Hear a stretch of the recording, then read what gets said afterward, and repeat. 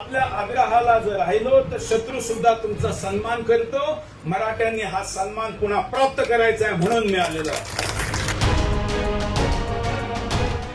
आपल्याला वाघाचं शिकार नाही व्हायचं, वाघाची सवारी करायची आहे. ते प्रशिक्षण आपल्या मुलांना दिलं पाहिजे. त्यासाठी मी तुमच्या बरोबर उभा आहे. मी ज्यावेळी मोठमोठ्या तुरमखानची उतरवतो दिल्लीमध्ये, त्यावेळी तुम्हाला माहिती आहे आपल्याशी काय कोणी पंगा घेत नाही. ते म्हणतात की अरे बाबा याच्या नादी लागू नका, हा मराठा आहे, मराठी माणूस आहे. तुम्ही तो बऱ्याच काही गोष्टी सांगितल्या, पण मी यासाठी तुमच्याकडे आलो का शिवाजी महाराजांचं हिंदू राष्ट्राचं स्वप्न हे तुमच्याशिवाय पूर्ण होऊ शकत नाही. आणि महाराष्ट्रातल्या समजदार लोकांनी जर पुढे आलं तर मराठा ब्रँड एस्टॅब्लिश करता येऊ शकतो. ब्रँड केला पाहिजे असं माझं मत आहे. जर मराठ्यांनी अयोध्याच्या नवाबाला अयोध्येतून पळवलं नसतं तर आज राम मंदिर अयोध्येत उभं राहू शकलं नसतं.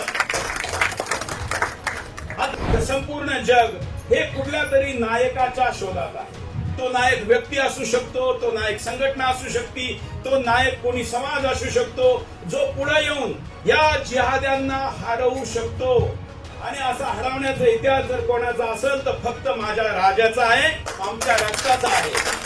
जर मराठ्यांनी अयोध्याच्या नवाबाला अयोध्येतून पळवलं नसतं तर आज राम मंदिर अयोध्येत उभं राहू शकलं नसतं. पश्चिम मराठे असतात, त्यांचे हे प्रतिनिधित्व करतात दीपक दादा पाटीलजी, द्वारका भाऊ पात्रीकरजी, किशोर चव्हाणजी. त्यांच्या कार्यक्रमात मी मागच्या वेळी गेलो होतो आणि त्यांना म्हटलं का आता तुमचा कार्यक्रम दिल्लीत छोट्या सभागृहामध्ये नाही होणार, यापुढे दिल्लीतल्या सगळ्यात मोठ्या सभागृहामध्ये आपण तो कार्यक्रम करू. दरवर्षीचा कार्यक्रम फिक्स करा. प्रवीण भागवतजी, शितोळेजी, ज्यांनी अनेक युवकांना, आणि मला वाटतं राष्ट्रवादी विचाराची बँक आहे, हिंदुत्ववादी काम करते. त्याचबरोबर छावा संघटना, वर्ल्ड मराठा उद्योजक, आजच्या कार्यक्रमाचे हे दोन्ही आयोजक विजय काकडेजी, परमेश्वर नलावडेजी, समोर अनेक मान्यवर बसलेले आहे.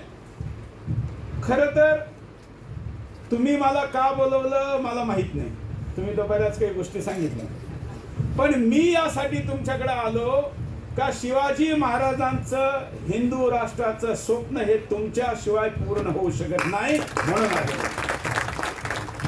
पूर्ण हिंदुस्थानावर हिरवा झेंडा फडकलेला होता आणि आता काय हिंदू राजे राज्याभिषेक सुद्धा विसरले होते. देशामध्ये राज्याभिषेक कसा करायचा याचे पंडितही नव्हते, कारण अनेक वर्ष झालंच नव्हता. दिल्लीच्या भीतीने असेल किंवा आता मनाची अशी अवस्था लोकांनी स्वीकार करून घेतलेली होती की नाही आता आपण आपल्या नशिबी हेच आहे. जगात सगळीकडे यांचं राज्य चालू आहे. हे इंग्रजांच्या वेळी असेल किंवा मुसलमानांच्या वेळी असेल, या सगळ्या स्थितीला परावर्तित करण्याची ताकद ही फक्त मराठ्यात आणि महाराष्ट्रात आहे. हे आजही पुन्हा मी साबित करून देतो. मी ज्यावेळी मोठमोठ्या तुरमखानची उतरवतो दिल्लीमध्ये, त्यावेळी तुम्हाला माहिती आहे आपल्याशी काही कोणी पंगा घेत नाही. ते म्हणतात की अरे बाबा याच्या नादी लागू नका, हा मराठा आहे, मराठी माणूस आहे. आणि त्यामुळं मुलायम सिंग, ज्यांना मी तोंडावर मुलायम म्हणायचो, तोंडावर म्हणायचं, पण एकदा विमान आमचं काशीला जाण्यासाठी खूप फॉग होता, तिथं धुकं होतं म्हणून आमचंही फसलं आणि त्यांचंही फसलं. अमर सिंग त्यांच्या बरोबर होते, मला येऊन भेटले, माझ्या आईचं दर्शन घेतलं आणि त्यांना माहित होतं का माझी आई जाधव आहे म्हणून ते मुलायम सिंगला जाऊन म्हणले की मुलायम जी इनकी माताजी यादव है, महाराष्ट्र में उनको जाधव कहते. मुलायम सिंग जे आले माझ्या आईला भेटले आणि तेव्हापासून ते मला नेहमी भाचा म्हणायचे. मी म्हणायचो हे कंस मामा आहे मी, कारण माझी त्यांची वैचारिक कधीही एक होऊ शकत नाही. आपण आपल्या वैचारिक विषयाला कधीही न सोडता आपल्या आग्रहाला जर राहिलो तर शत्रू सुद्धा तुमचा सन्मान करतो. मराठ्यांनी हा सन्मान पुन्हा प्राप्त करायचा आहे म्हणून मिळालेलो आहे. मित्रांनो, खरं तर आजचा हा मेळावा उद्योजक असा आहे. मला उद्योजक म्हणून बोलवलं, माझ्याकडे 15,000 लोक काम करतात, पण मी उद्योजक कमी आणि मी ऍक्टिव्हिस्ट जास्त आहे. मी बिझनेसमॅन नाही आहे, मी एक मिशनरी आहे. मी एक मिशन घेऊन चालतो आणि अर्जुनासारखं मला दुसरं काही दिसत नाही. मी कधीही सुदर्शन चॅनलवर सडक, बिजली, पाणी, रोजगार याच्यावर बोलत नाही. मी म्हणतो याच्यासाठी खूप चॅनल आहे. लोक म्हणतात का हो, ह्या विषयावर बोललं नाही पाहिजे का, चॅनलची जबाबदारी नाही का? त्यांना मी असं म्हणतो की या देशाची सगळ्यात मोठी समस्या सडक, बिजली, पाणी नाहीये. या देशाचं विभाजन, कुठल्याही देशाचं विभाजन ही सगळ्यात मोठी समस्या आहे ना, मानता ना तुम्ही?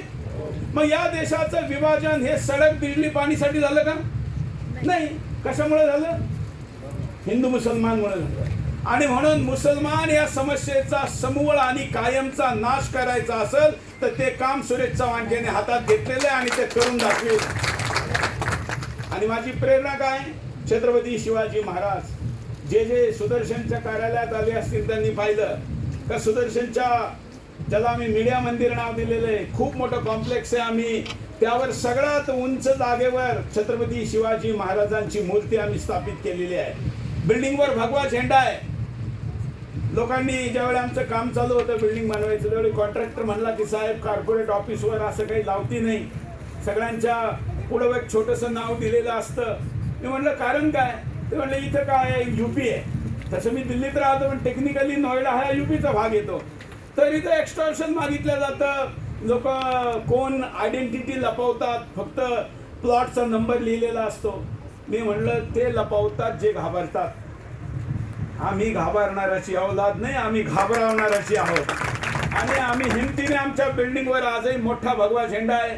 गाय माता तिथं ठेवलेली आहे वासरासह. महाराजांचा मूर्ती आहेच. हे मी तुम्हाला का सांगतो?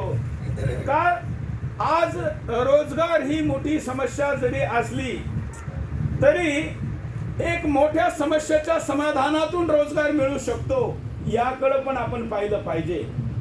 आता बेरोजगारी तर अजून वाढणार आहे. तुम्ही रोजगारीचं म्हणता, आर्टिफिशियल इंटेलिजन्स आलेलं आहे. म्हणजे आता मशीन लर्निंगचा युग आहे. या मशीन लर्निंग मध्ये हजारो नाही करोडो जॉब चाललेले आहे. आज IT सेक्टरमध्ये पूर्ण 50,000 लोक एका ठिकाणी बसून जे सॉफ्टवेअर कंपन्या चालवायच्या, ते एक कॉम्प्युटर काम करतं, एक माणूस, एक ऑपरेटर. आता गाड्या चालवायला सुद्धा माणसांची गरज नाही. तुम्ही पाहिलं असं एलन मस्कनी ड्रायव्हरलेस व्हेकल्स आणले आहे. आता येता काळ हा तुम्हाला फक्त माणसाशी कॉम्पिटिशन नाही करायचं आहे, तुम्हाला मशीनशी सुद्धा कॉम्पिटिशन करायचं आहे. टेक्नॉलॉजी ही वाघासारखी असती. वाघाचे शिकार व्हा किंवा वाघावर सवारी करा. आपण आपल्या मुलांना फक्त हे ट्रॅडिशनल उद्योग शिकवणार असू तर आपण वाघाचे शिकार होऊ. आपल्याला वाघाचं शिकार नाही व्हायचं, वाघाची सवारी करायची आहे. ते प्रशिक्षण आपल्या मुलांना दिलं पाहिजे. त्यासाठी मी तुमच्याबरोबर उभा आहे. आणि बऱ्याच वेळा व्यवसाय करताना, शिक्षण घेताना लोक हा विचार करतात की आत्ता काय चालू आहे. खरं म्हणजे आत्ता काय व्यवसाय चालू आहे याच्याकडे पाहायचं नसतं. छत्रपती शिवाजी महाराज की जय, धर्मवीर संभाजी महाराज की जय. आदरणीय व्यासपीठ, ज्यांच्या वाढदिवसाच्या निमित्ताने आज आपण इथं आलेलो आहोत असे विलासभाऊ पांगारकर, शिवाजी राजे जाधवजी, पानिपतवरून आलेले आमचे मित्र, इतक्या मोठ्या प्रमाणामध्ये मराठा असल्याचा स्वाभिमान बाळगतात. आजकाल आपण सगळे म्हणतो की हरियाणा खेळामध्ये 1 नंबर आहे, परंतु त्या खेळात 1 नंबर मध्ये अगदी कॉमनवेल्थ असेल, ऑलिम्पिक असेल, सगळे मेडल आणण्यात जर सगळ्यात पुढे कुणी असतं तर पानिपतचे मराठे असतात.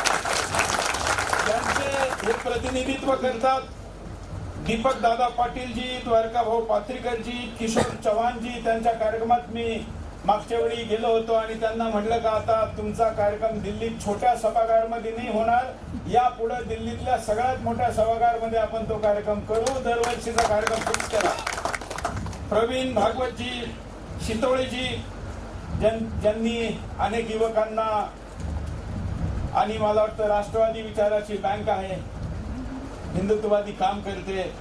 त्याचबरोबर छावा संघ आजच्या कार्यक्रमाचे हे दोन्ही आयोजक विजय काकडेजी, परमेश्वर नलावडेजी, समोर अनेक मान्यवर बसलेले आहे. खरं तर तुम्ही मला का बोलवलं मला माहित नाही, तुम्ही तर बऱ्याच काही गोष्टी सांगितल्या, पण मी यासाठी तुमच्याकडे आलो का शिवाजी महाराजांचं हिंदू राष्ट्राचं स्वप्न हे तुमच्याशिवाय पूर्ण होऊ शकत नाही. पूर्ण हिंदुस्थानावर हिरवा झेंडा फडकलेला होता आणि आता काय हिंदू राजे राज्याभिषेक सुद्धा विसरले होते. देशामध्ये राज्याभिषेक कसा करायचा याचे पंडितही नव्हते, कारण अनेक वर्ष झालंच नव्हता. दिल्लीच्या भीतीने असेल किंवा आता मनाची अशी अवस्था लोकांनी स्वीकार करून घेतलेली होती की नाही आता आपण आपल्या नशिबी हेच आहे. जगात सगळीकडे यांचं राज्य चालू आहे. हे इंग्रजांच्या वेळी असेल किंवा मुसलमानांच्या वेळी असेल, या सगळ्या स्थितीला परावर्तित करण्याची ताकद ही फक्त मराठ्यात आणि महाराष्ट्रात आहे. हे आजही पुन्हा मी साबित करू शकतो. मी ज्यावेळी मोठमोठ्या तुरंखांची उतरवतो दिल्लीमध्ये, त्यावेळी तुम्हाला माहिती आहे आपल्याशी काही कोणी पंगा घेत नाही. ते म्हणतात की अरे बाबा याच्या नादी लागू नका, हा मराठा आहे, मराठी माणूस आहे. आणि त्यामुळं मुलायम सिंग, ज्यांना मी तोंडावर मुलायम म्हणायचो, तोंडावर म्हणायचो, पण एकदा विमान आमचं काशीला जाण्यासाठी खूप फॉग होता, तिथं धुकं होतं म्हणून आमचंही फसलं आणि त्यांचंही फसलं. अमर सिंग त्यांच्या बरोबर होते.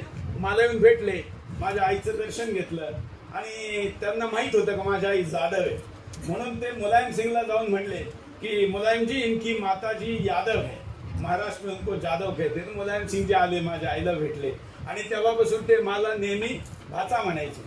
मी म्हणायचो हे कंस मामा आहे. मी कारण माझी त्यांची वैचारिक कधीही एक होऊ शकत नाही. आपण आपल्या वैचारिक विषयाला कधीही न सोडता आपल्या आग्रहाला जर राहिलो तर शत्रू सुद्धा तुमचा सन्मान करतो. मराठ्यांनी हा सन्मान पुन्हा प्राप्त करायचा आहे म्हणून मी आलेलो आहे. मित्रांनो, खरं तर आजचा हा मेळावा उद्योजक असा आहे. मला उद्योजक म्हणून बोलवलं. माझ्याकडे 15,000 लोक काम करतात, पण मी उद्योजक कमी आणि मी ऍक्टिव्हिस्ट जास्त आहे. मी बिझनेसमॅन नाही आहे, मी एक मिशनरी आहे. मी एक मिशन घेऊन चालतो आणि अर्जुनासारखं मला दुसरं काही दिसत नाही. मी कधीही सुदर्शन चॅनलवर सडक, बिजली, पाणी, रोजगार याच्यावर बोलत नाही. मी म्हणतो त्याच्यासाठी खूप चॅनल आहे. लोक म्हणतात का या विषयावर बोललं नाही पाहिजे का, चॅनलची जबाबदारी नाही का? त्यांना मी असं म्हणतो की या देशाची सगळ्यात मोठी समस्या सडक, बिजली, पाणी नाहीये. या देशाचं विभाजन, कुठल्याही देशाचं विभाजन ही सगळ्यात मोठी समस्या आहे ना, मानता तुम्ही?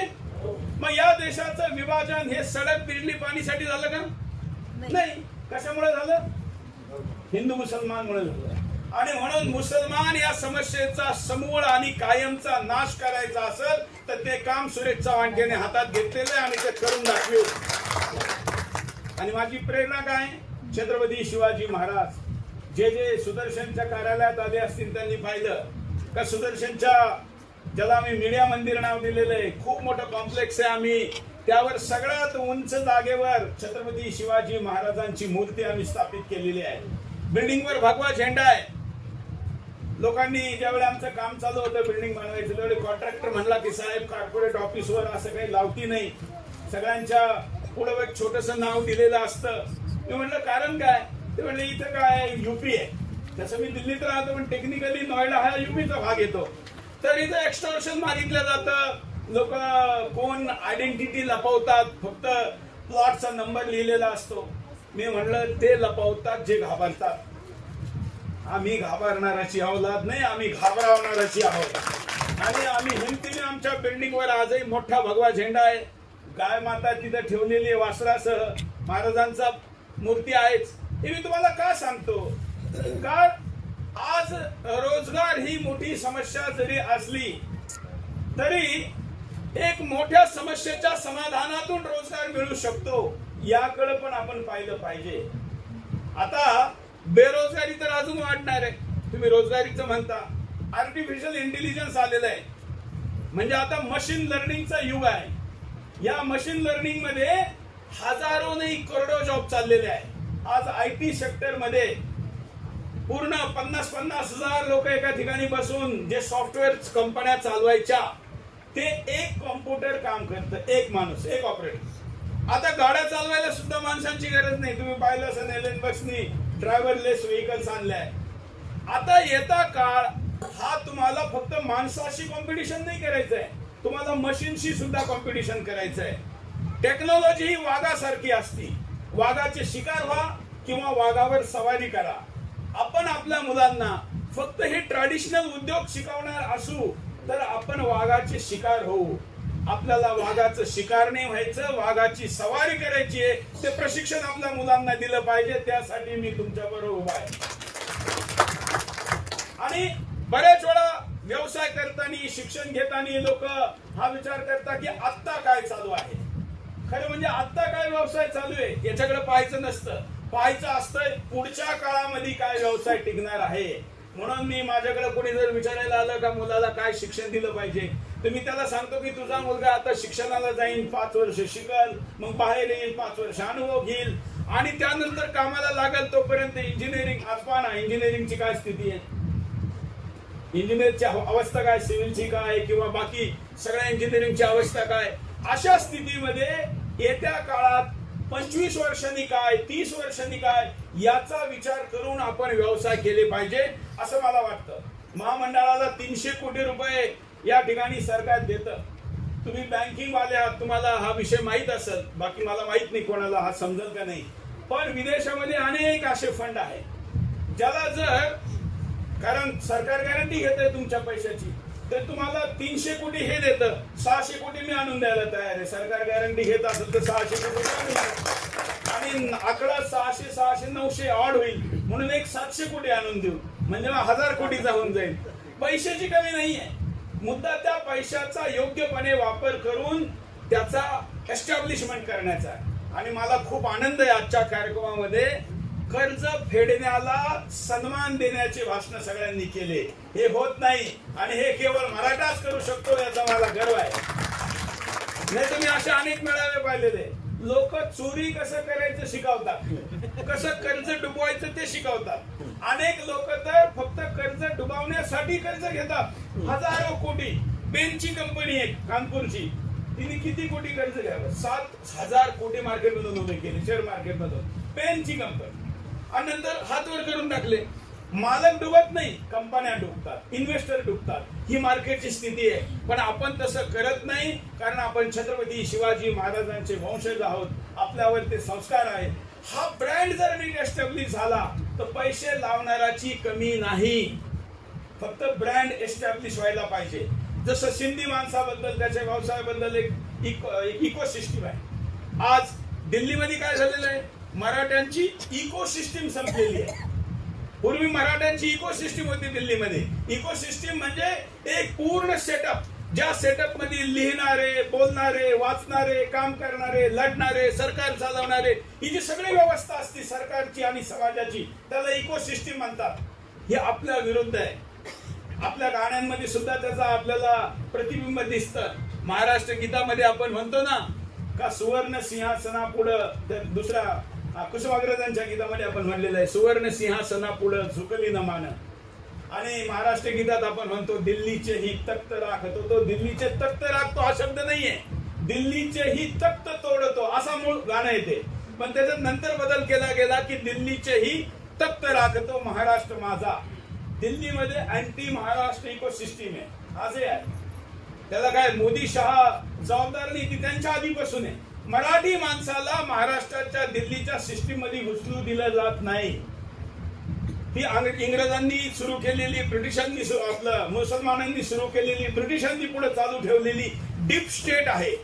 डीप स्टेट म्हणजे एक खोलपर्यंत गेलेली एक अशी व्यवस्था जी डोळ्यांनी दिसत नाही पण काम करते. ती मराठी माणसाच्या विरुद्ध आहे. आणि म्हणून राजकारणात सुद्धा दिल्लीमध्ये मराठी माणूस एस्टॅब्लिश होऊ शकला नाही. हे लक्षात घ्या.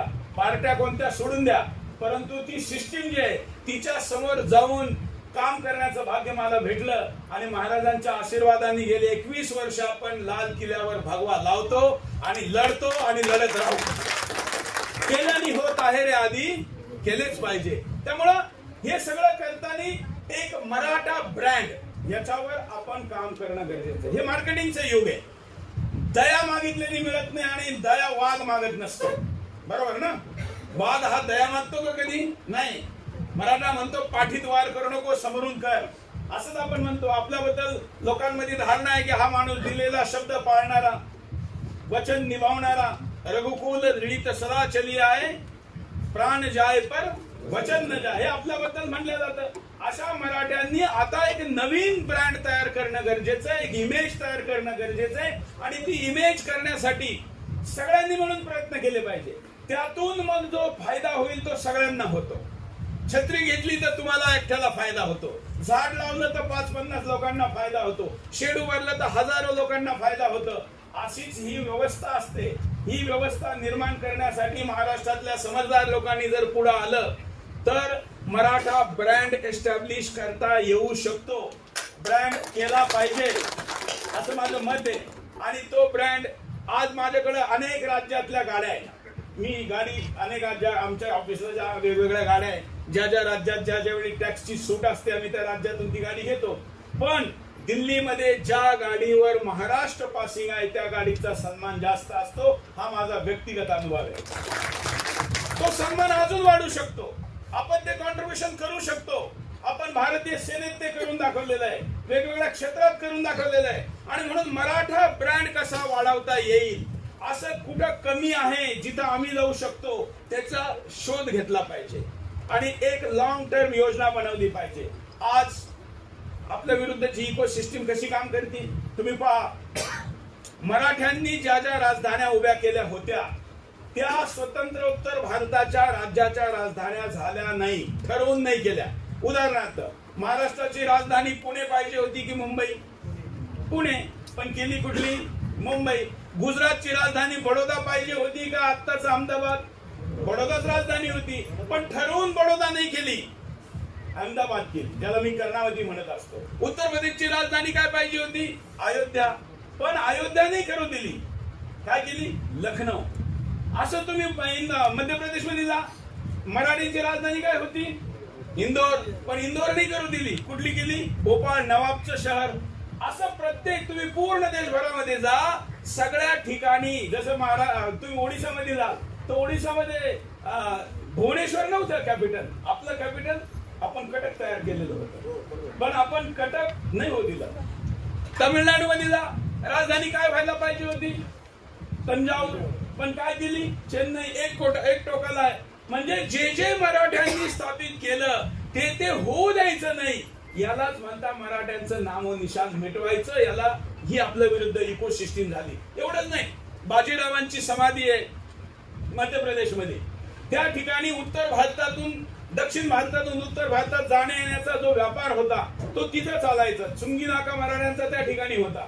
त्या कर नाक्यावर मग नर्मदा सगळ्यात उथळे, म्हणजे तिथं पायने तुम्ही जाऊ शकता म्हणून सगळे तिथून जायचे, कारण पूर्वीच्या काळी पूल नसायचे. इंग्रज आले, त्यांनी त्या ठिकाणी पूल कमी पैशात बांधता येऊ शकत होता, पण त्यांनी तिथं नाही बांधला. कारण जर तिथून पूल बांधला असता, त्या रस्त्याने जाणं येणं कायमचं चालू झालं असतं तर तो मराठ्यांचा मार्ग होता, मराठ्यांच्या नावाने तो राहिला असता. म्हणून त्यांनी तिथून 15-20 किलोमीटर दूर जाऊन नवीन पूल, नवीन रस्ता बनवला आणि त्या रस्त्याने वाहतूक चालू केली. जास्त पैसा लावला, कारण मराठ्यांचं नाव नाही आलं पाहिजे. अशा मी तुम्हाला हजारो उदाहरणं देऊ शकतो. आज दिल्लीच्या लाल किल्ल्यावरही जर कुठल्या राज्यानी, म्हणजे राज्य तसं म्हणणं राजानी किंवा राजाच्या विचारांनी जर सत्ता स्थापित केली असेल तर ती म्हणजे मुसलमानांनी, ईसायांना, यांना मी ब्रिटिशांना ईसाई म्हणतो, आणि हिंदूंमध्ये फक्त मराठ्यांनी, या 3 सत्ता त्या ठिकाणी लॉंग टर्म होत्या. आजही आपल्यातले अनेक जण इतिहासातल्या बद्दल चुकीच्या गोष्टी सांगतो. उदाहरणार्थ पानिपतची लढाई आपण हरले म्हणतो. मी कधीच म्हणत नाही. मी 14 तारखेला पानिपतची लढाई हरले असं म्हणत नाही, यांना माहिती आहे. मी असं म्हणतो का खरं म्हणजे जिंकणं आणि हरण्याची व्याख्या ठरलेली आहे ना. आपण का दुसऱ्यांनी जो नॅरेटिव्ह स्थापित केला त्याचा शिकार होतो? नॅरेटिव्ह म्हणजे भ्रम, एक भ्रम स्थापित केलेला आहे का पानिपतची लढाई मराठे हरले. हारणारा राजधानीवर कब्जा करतो ना, मग राजधानी कोणाच्या कब्जात राहिली? मराठ्यांच्या. जो जिंकतो भूमी त्याच्या ताब्यात जाती. अब्दालीच्या ताब्यात भूमी गेली का? नाही. जो जिंकतो तो तिथं राहतो, मग तिथं कोण राहिलं? तो तर निघून गेला. निघूनच नाही गेला, परत आला सुद्धा नाही. आणि जो जिंकतो तो आपला मार्ग प्रशस्त करतो, म्हणजे तिकडून पुन्हा ते येत जात राहतात सारखे. त्याला आपण नुसतं हरवलं नाही. अनेक लोक असं म्हणतात का हे लोक पानिपतला जे मराठे राहिले हे हवालदिल झाले, परत कसं यायचं, कसं तोंड दाखवायचं, म्हणून तिथं थांबले. हा चुकीचा भ्रम आहे. मी त्यांच्या बाबतीत वर्णन असं करतो का आमच्या मराठ्यांनी अब्दालीला नुसतं हरवलं नाही, त्याला पळून लावलं. आणि यासाठी हे सगळे लोक सर्वस्व सोडून पानिपतला थांबले का पुन्हा अब्दालीच्या आजादीला भारतात येऊ देणार नाही. आज माझ्याकडे मीडिया आहे, मी बोलतो 2.5 कोटी लोकांकडे रोज जातो.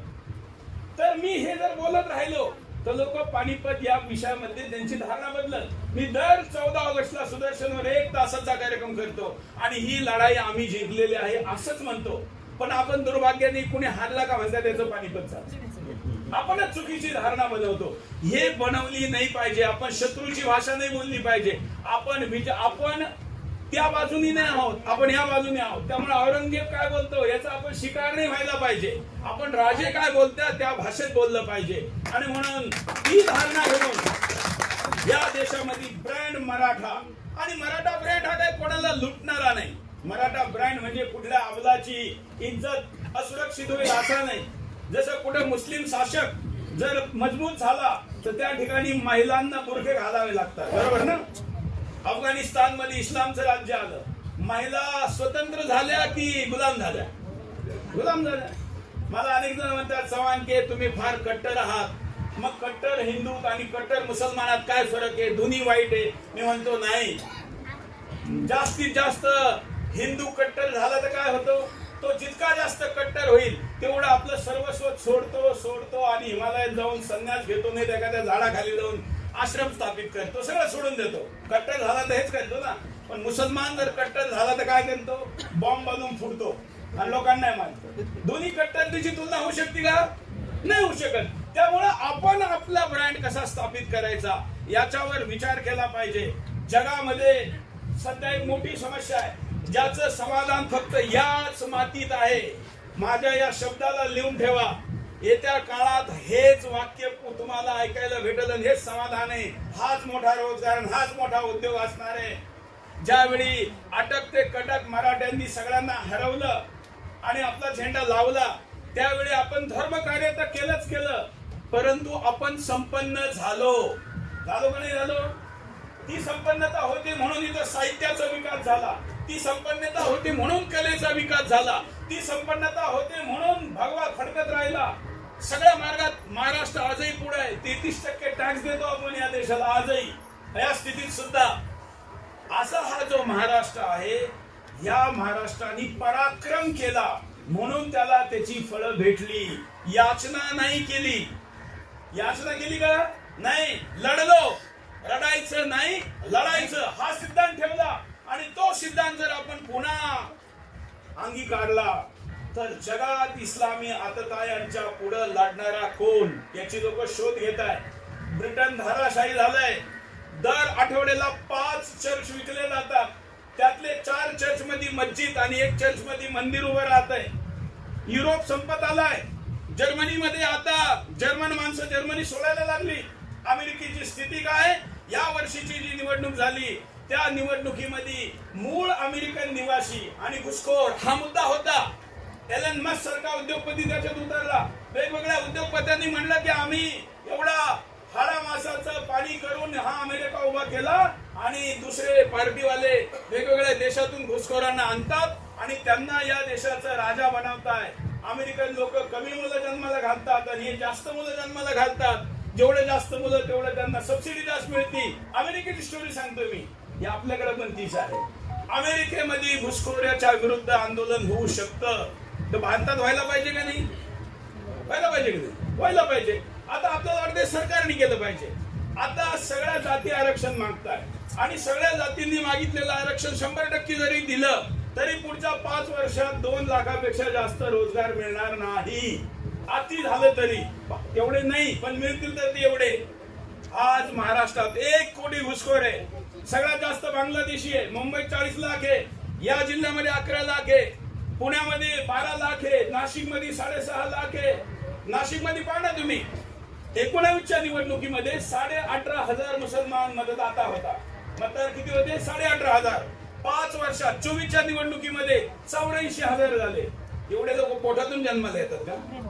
येतात का? म्हणजे कुठून तरी आणले गेले. ते कुठून आणले गेले? हे घुसखोर आणले गेले. आज मी तुम्हाला म्हणतो का तुम्ही सगळ्या आरक्षणाच्या आंदोलनातून फक्त 2 लाख तेही सगळ्यांना मिळून नोकऱ्या मिळवू शकतात. तुम्ही 1 कोटी घुसखोरांना काढा महाराष्ट्रातून, 40 लाख रोजगार मिळतील. 40 लाख. 10 कोटी घुसखोर हिंदुस्थानामध्ये तुमच्या माझ्या टॅक्सवर जगतात. जर 10 कोटी घुसखोरांना या देशातून काढलं तर 84 रुपयाचा डॉलर 54 रुपयाला होईल. म्हणजे तुमच्या भावात तुम्ही विचार करा की तुम्ही जे शेतीमाल विकता तो किती स्वस्त होईल, तुम्ही जे खरेदी करता ती किती स्वस्त होईल, आणि सुरक्षा किती आहे. मला हे म्हणायचं आहे तर संपूर्ण जग हे कुठल्या तरी नायकाच्या शोधात आहे. तो नायक व्यक्ती असू शकतो, तो नायक संघटना असू शकते, तो नायक कोणी समाज असू शकतो जो पुढे येऊन या जिहाद्यांना हरवू शकतो. आणि असा हरवण्याचा इतिहास जर कोणाचा असेल तर फक्त माझ्या राजाचा आहे, आमच्या रक्ताचा आहे. आणि म्हणून जिहाद्यांना, जे मानवताच्या विरोधी जिहादी आहे, जे मानवताचे दुश्मन आहे, अशा जिहाद्यांना घुसखोरांना बाहेर काढण्याचं काम जर आपण केलं, आणि ते फक्त मराठेच करू शकतात असं फक्त मी म्हणत नाही तर आमचा इतिहासही म्हणतो आणि दुसऱ्या राज्यातील लोक सुद्धा म्हणतात. मी देशातले सगळ्या जिल्ह्याचा प्रवास केलेला आहे, जवळजवळ सगळे जिल्हे, नॉर्थ ईस्ट मधले गावं सुद्धा मी दत्तक घेतलेले, तिथल्या मुला मुलींना आणून पत्रकार बनवलेले, मी पाहिलं त्यांना. माझा असा अनुभव आहे. आणि मी कुठेही जातो तर मला तिथले मराठे येऊन भेटतात. कुठेही. मागचा कार्यक्रम मी कानपूरला केला होता, त्याच्या आधीचा बंगालमध्ये केला. आपले नागपूरच्या भोसल्यांनी तिकडे खूप पराक्रम केलेला आहे, कोणाला माहितच नाहीये. अशा अनेक गोष्टी, क्रांतीचं आंदोलन असेल, आपण पडद्या मागून पण खूप काम केलेलं आहे. भगतसिंगची जी तिकडी होती, त्यांनी तिकडं क्रांती केल्यानंतर मदतीला कोण आलं? भोसले आले. भोसल्यांनी त्यांना आश्रय दिला. शिर्डीच्या साईबाबांचं जे मंदिर आहे ते कोणाचं आहे? बुटी कोण होते? नागपूरच्या भोसल्यांचे दिवाण. म्हणजे राजाच्या इच्छेशिवाय दिवाण पैसे देऊ शकतो का? म्हणजे त्यांनी दिलं. नागपूर तिथं शिर्डीला का दिलं? साईबाबा क्रांतिकारी होते. 1857च्या युद्धानंतर अनेक क्रांतिकारी लोक वेगवेगळ्या ठिकाणी जाऊन नाम बदलून वेगवेगळ्या स्वरूपात काम करीत होते. त्या काळात अशा संतांची मोठी शृंखला आहे. पण आपण आपल्या व्हॉट्सअपवर एक मेसेज येतो का शिर्डीचे साईबाबा मुसलमान होते, आपण त्याला फॉरवर्ड करतो. आपण वक्फ बोर्डाला शिर्डी स्वतःहून गिफ्ट देणार आहे अशी स्थिती येणार आहे जर त्याला मुस्लिम स्थापित केलं तर. हे का? आपण शिकार होतो. म्हणून मला म्हणायचं हे आहे का आपण दया मागायची नाही. वाघ रिझर्वेशन मागत नाही. वाघ काय करतो? दबदबा तयार करतो. जर तुम्ही लढायला तयार असाल तर संपूर्ण हिंदुस्थानामध्ये नेतृत्व करण्याची क्षमता मराठ्यांमध्ये आहे. फक्त महाराष्ट्रच काय, तुम्ही तुमच्या मागे उभे राहणारे अनेक परंपरागत लोक आहेत. तुम्हाला माहितीये आता या मथुरेचं आंदोलन चालू आहे किंवा अयोध्येचं आधी सांगतो. अयोध्या आहे ना, या अयोध्या मराठ्यांची तिथं छावणी असायची. नंतर त्या ठिकाणी अनेक अशा त्यावेळी समझोते व्हायचे. त्यामध्ये नवाबाला अयोध्या दिली आणि नवाबाला अयोध्या दिल्यानंतर त्यांनी त्या ठिकाणी राजधानी बांधायला सुरुवात केली मोठ्या प्रमाणात. मराठ्यांच्या लक्षात आलं का जर अयोध्येमध्ये मुसलमान नवाबाची राजधानी झाली तर रामाची सगळे निशाणी पुसून जाईल. मराठ्यांनी त्याला आधी पत्र पाठवलं. तिच्या आधी पत्र उपलब्ध आहे का नवाबाला सांगितलं का तू तुझी राजधानी अयोध्येत नाही बनवायची. मग त्यांनी तरी ऐकलं नाही. म्हणून आपण तुकडी पाठवली. उज्जैनच्या शिंदेकडे तुकडी गेली. गेल्यानंतर मग त्यांनी ती तिथून फैजाबादला हलवली. फैजाबादला हलवून तो पुन्हा अयोध्येला डॉमिनेट करीत होता. म्हणून पुन्हा तुकडी पाठवली. मग त्यांनी ती लखनौला तिथून 100 किलोमीटरवर पाठवली. जर मराठ्यांनी अयोध्याच्या नवाबाला अयोध्येतून पळवलं नसतं तर आज राम मंदिर अयोध्येत उभं राहू शकलं नसतं. आता मथुरेचं चालू आहे. अनेकांना माहितच नाहीये. तुम्ही गुगल करून पहा. Battle of Govardhan. मराठ्यांनी जाऊन 5 एप्रिल 1770 गोवर्धन बॅटल केला. जो गोवर्धन पर्वत आहे ना भगवान कृष्णाचा, तिथं मथुरेचा नवाब होता. त्या मथुरेच्या नवाबाला हरवलं 5 एप्रिल 1770 आणि हरवून त्या ठिकाणची मस्जिद तोडली. पुन्हा मस्जिद तोडून मंदिर उभं केलं आणि तिथल्या हिंदूंच्या हवाली केलं. सगळ्या राजपुतांना बरोबर घेतलं, सगळे तिथले जाट बरोबर घेतले, तिथले गुर्जर बरोबर घेतले. गरज नव्हती त्यांची सेना बरोबर घ्यायची पण मुद्दाम घेतले कारण पुढे त्यांनी साथ दिली पाहिजे. हे आपण केलेलं आहे. त्यानंतर 1771 काशीला गेले सगळे मराठे आणि त्यांनी सांगितलं की हे जे मंदिर तोडलेलं आहे ना, ही मारलेली मस्जिद ज्ञानवापी आम्ही तोडतो आणि इथं मंदिर बांधून देतो. तिथं पत्रव्यवहार आहे आपल्या लोकांचा त्यांचा. तिथल्या हिंदूंनी म्हणलं की बाबा तुम्ही तोडून जाल आणि नंतर हे आमच्या अंगी येईल, त्यामुळे आता काही दिवस थांबा. हे त्यावेळी जर थांबले नसते तर आज सुद्धा काशीमध्ये ज्ञानवापी मस्जिद नसती, तिथंही महादेवाचं मंदिर असतं. एवढा आपला पराक्रम आहे. आपल्या पराक्रमाच्या अनेक खुणा आहे, लोकांना माहित नाहीये. नागालँड नावाचं एक छोटस राज्य आहे, माहितीये का? नागालँड उत्तर भारतामध्ये, तिकडे जाऊन पुढे म्यानमार सुरू होतं. त्या ठिकाणी नेताजी सुभाषचंद्र बोस सेना घेऊन आले होते. त्यांनी पहिल्या गावात तिथं आझाद हिंद सरकार स्थापन केलं. त्या गावाला मी दत्तक घेतलेलं आहे. पुढे तिथं आतंकवाद चालू होता. तिथं भारत सरकारचं पण राज्य चालायचं आणि आतंकवाद्यांचं पण चालायचं. ते पण टॅक्स कलेक्ट करायचे. पोलीस सारखं त्यांचे लोक युनिफॉर्म घालून आधुनिक शस्त्र घेऊन रस्त्यावर गस्त मारायचे. दोन्ही सरकार एकेवेळी चालायचं. मोदी सरकार आल्यानंतर त्यांनी त्यांच्याशी बोलणी चालू केली. त्यांचे जे आतंकवादी नेते होते ते दुसऱ्या देशात थांबायचे, तर त्यांना भारतात आणलं. पण ते चर्चा करायला तयार नव्हते. ते आपल्याला स्वतःला वेगळं मानित होते. त्यावेळी त्या नेत्याशी संवाद करायचं काम मला दिलं अनऑफिशियली. का? नागालँडमध्ये आमची लोकप्रियता आहे, आम्ही नागालँड मधलं गाव दत्तक घेतलेलं आहे. मी त्याला जाऊन सांगितलं का नागपूरच्या भोसल्यांनी अमुक अमुक साली उत्तर भारतामध्ये येऊन, त्यावेळी नागालँड नव्हतं, आसाम राज्य होतं, आसाम राज्यातल्या हिंदूंना वाचवलं, म्हणून तुम्ही आज हिंदू आहात.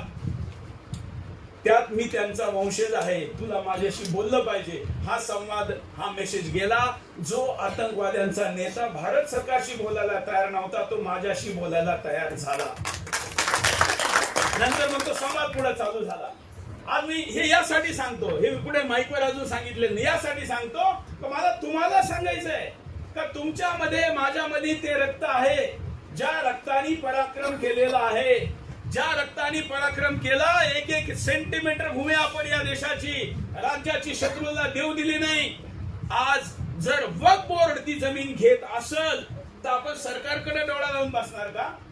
तुमच्या माझ्या पूर्वजांनी सत्तेकडे, दिल्लीकडे पाहिलं का? नाही, स्वतः पराक्रम केला. आणि म्हणून जर गावागावात लव जिहाद होत असेल, आमच्या मुलींवर कोणी कानाडोळा करीत असेल, तर आम्ही सरकारकडे कायदा बनवा असं म्हणणाऱ्यांची औलादे नाही. न्याय करण्याची हिंमत आमच्यामध्ये असली पाहिजे. ती तुम्ही सुरू करा, लोक तुमचं नेतृत्व स्वीकार करतील.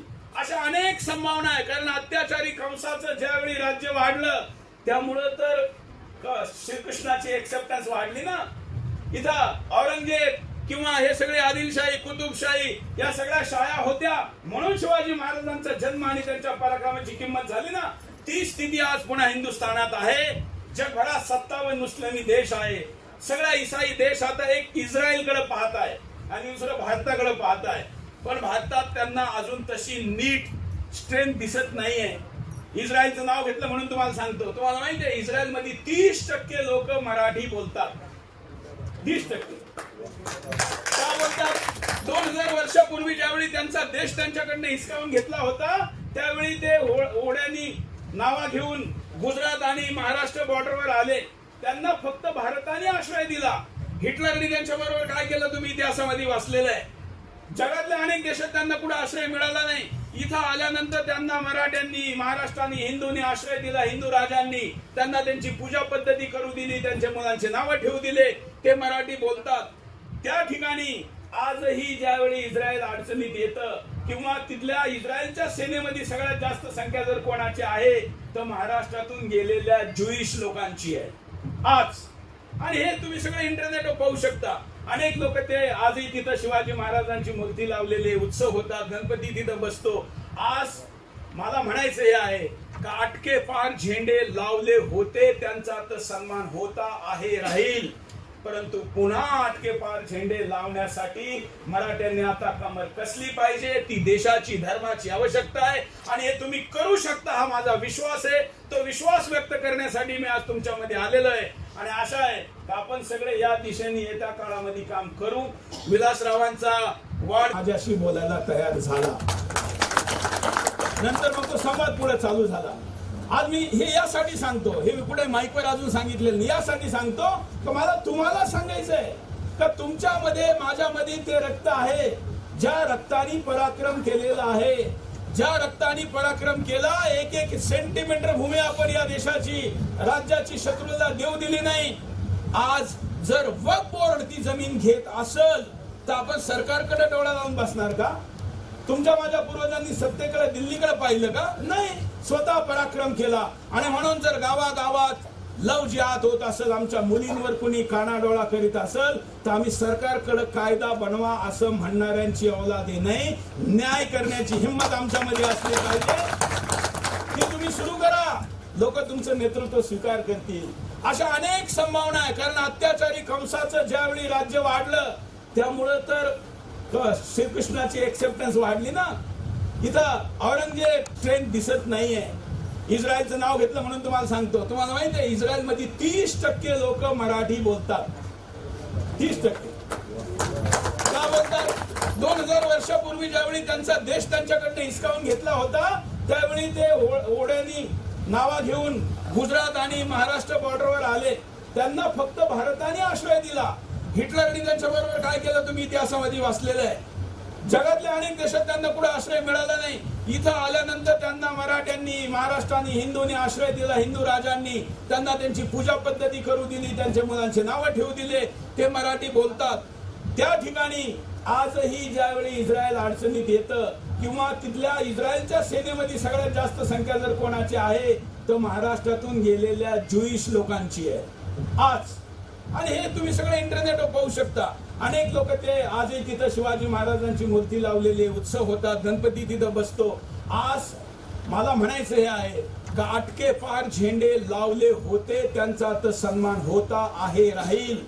परंतु पुन्हा अटके पार झेंडे लावण्यासाठी मराठ्यांनी आता कमर कसली पाहिजे. ती देशाची, धर्माची आवश्यकता आहे आणि हे तुम्ही करू शकता, हा माझा विश्वास आहे. तो विश्वास व्यक्त करण्यासाठी मी आज तुमच्यामध्ये आलेलो आहे. आणि आशा आहे की आपण सगळे या दिशेने येत्या काळामध्ये काम करू.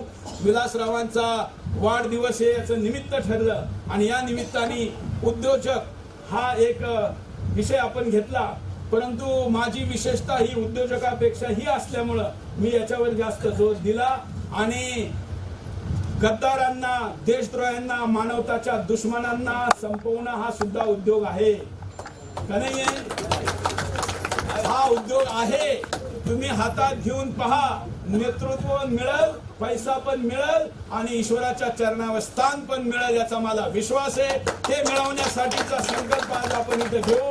मी इंग्लिश तारखेचं शुभकामना कोणाला देत नाही. आपला पाडवा येणार आहे त्यावेळी तो देईल. परंतु लक्षात राहण्यासाठी इंग्लिश कॅलेंडरच्या अनुसार आज या सभागार मध्ये झालेला हा मेळावा मराठ्यांच्या इतिहासातला एक मोठा संकल्पाचा मेळावा होईल असा विश्वास व्यक्त करतो. त्यासाठी शुभकामना देतो. धन्यवाद. जय श्रीराम. दिल्लीला सगळ्यांना निमंत्रण. मी आश्वासन देत नाही, बोलून दाखवत असतो. ते बोलवण्यासाठी मी कायम तुमच्याकडे उपलब्ध आहे आणि त्यासाठी सोशल मीडियातून किंवा इथं बसणारे सगळ्यांच्या मार्फत मी तुम्हाला उपलब्ध राहील. धन्यवाद.